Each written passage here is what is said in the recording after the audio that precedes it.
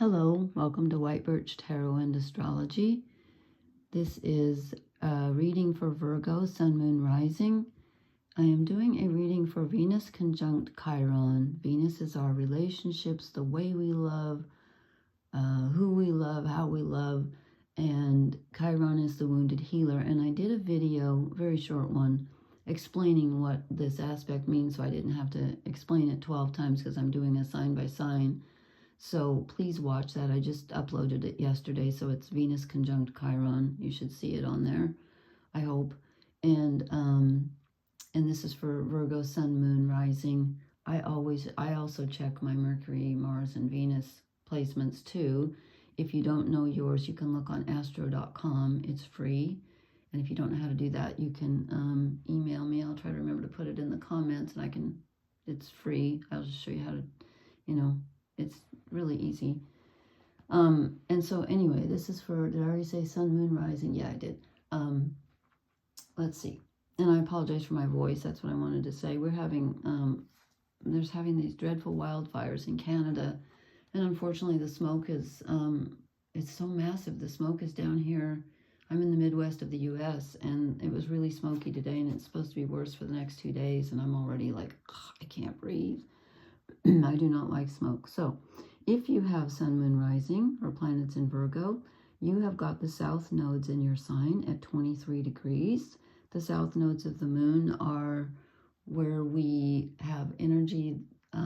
It's an area where it's our default setting. It's like you're very good at, you have to look in your chart to see where your south nodes are, but this is the transiting south nodes are in Virgo. So for all of us right now, the energy we're supposed to be kind of releasing or moving away from is the energy of Virgo, which is, helping others and being a little too particular, a little too, what's the word? Not compulsive, but, well, sometimes, but, just too ordered, because the opposite sign from you is Pisces, where the north nodes are, and that's what we're supposed to be moving toward. So Virgo's about the particular. It's like, ordering everything and helping, but in a very I'm not explaining this, for a very physical way. Virgos are great at diet and exercise and keeping everything tidy, and that's what we're supposed to be moving away from a bit. So that could be very challenging for you. And then this Venus conjunct Chiron energy plus Saturn and Neptune are in Aries, which is in 150 degrees away from you, which is not a comfortable aspect. So if you have anything around 20, 25 degrees of Virgo, or anything at the beginning, very beginning, like 0 or 1 degree, then you're opposite. You're in conjunct, which is an uncomfortable aspect to Saturn, which is at 0 degrees Aries. Neptune's at 1 degrees Aries. So if you have anything at the very beginning of Virgo, it's kind of bumping up against Saturn and Neptune, and we all are, because they're in Aries, and this Venus Chiron conjunction occurs in Aries, which is our self-identity. So, and I wasn't going to explain all that because it's in the video, but just to let you know, because it's things are rough for Virgo right now. I think just a little bit. Things are rough for all of us right now. These readings have been like, massively, just lots of major arcana and kind of heavy. You get 3 major arcana, and you kind of got some extra cards because they just kind of came out. So I'm doing the Cross of Truth. So this is the card for you. Yay, we get the Devil. So since we're dealing with Venus conjunct Chiron, I'm saying right now that this is you in an old habit pattern that stems from something that happened a long time ago, because that's where our primal wounds come from. Chiron is the wound that doesn't heal, supposedly, in mythology, but most people I talk to say that can be your area of greatest strength when you do heal it. So most people believe, or some people, I don't know how many, some people say it never heals, some people say it does, but it can be your greatest strength, because this is where you can relate to others and help others, and where you can heal yourself and become stronger. So right now you're feeling a bit trapped in this energy. You might be feeling like you're in a circle like a spiral or a circle where the energy just keeps coming back around, and you're like, oh my God, I have to deal with this again. And now there's another thing. It's old habit patterns, but it can also be being trapped, feeling trapped by something over which you have no control. And then I said, what do you need less of? What do you need to let go of? And I get the Eight of Pentacles. Okay, this is you. This is Virgo, working very hard, very diligently, which of course is not a bad thing, but you're working too hard. You're doing the same thing over and over, and you're tired of it, as you probably should be, and you need to give it a rest. You know, sometimes working harder at the same thing doesn't necessarily solve anything.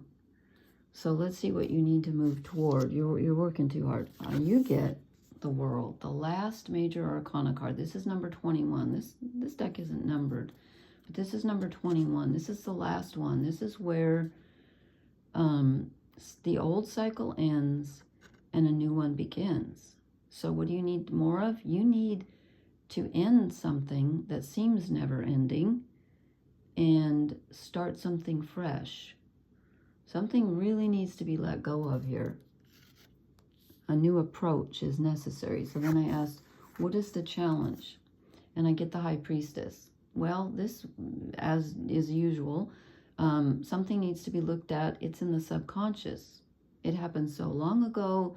It's a hurt that's been buried, a wound that you're not paying attention to, and you're going to have to take a deep dive to get to it, because it's not something you think of every day. But I think you need to. And also, this card fell on the ground after I pulled the Devil, and before I had thought to myself, okay, what does Virgo need to let go of? This fell on the ground. So I thought, this isn't really what you need to let go of, because I wasn't thinking that yet. But it came out, the Queen of Cups. Well, this is kind of very similar,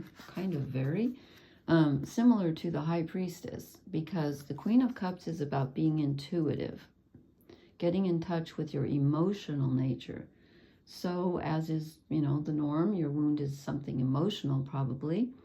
And you need to really get in touch with your emotions and stop taking care of everybody else here. Stop working for just 5 seconds. And I sound like I'm bossing you around here. I don't mean to. I love Virgo. One of my best friends is a Virgo.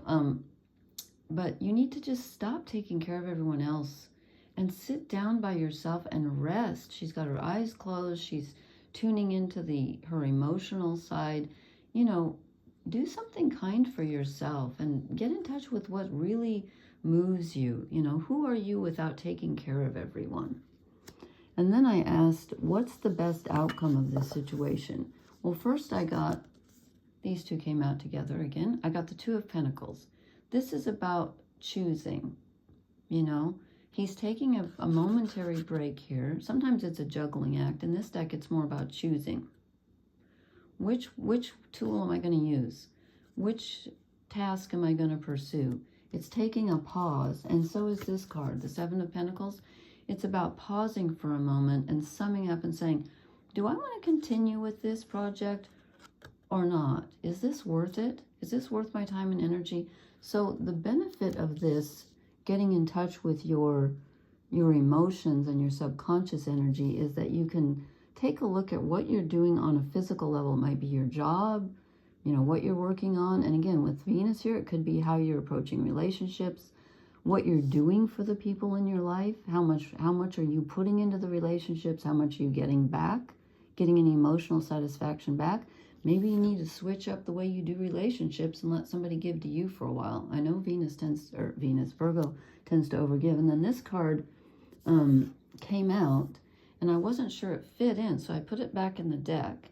And then I'll show you the shadow cards. It came out as a shadow card, and I thought, oh, okay, then it was meant to be here, because I almost always draw a shadow card that's in the general, the regular reading. So this is telling me this was up here. Best case scenario, you get in touch with what your desire is. What do you want? Not what do you have to do for everyone around you, but what makes you happy? What lights your fire?